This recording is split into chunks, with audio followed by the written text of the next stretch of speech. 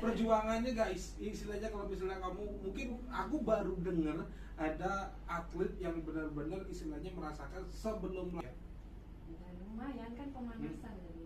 Iya sih. Tapi kayaknya saya Tapi juga nggak terlalu jauh untuk pemanasan itu. lumayan. Tapi saya tuh yang seperti itu kayaknya saya juga level penderitaannya ternyata nggak terlalu gini juga gitu.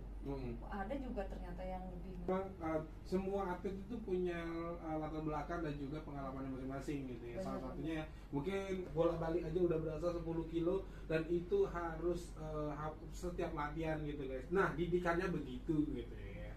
Nah sampai akhirnya dari Perseni Bali. Seni Bali. Iya. Waktu itu masih di satu nomor. Mm-hmm. Itu dah. Tapi nggak kesannya kayak gimana. Saya kan tinggalnya di kampung tuh ya. Ceritanya dapet piagam. Yeah. Dari turun di mobil dia di sekolah itu saya pegang piagam.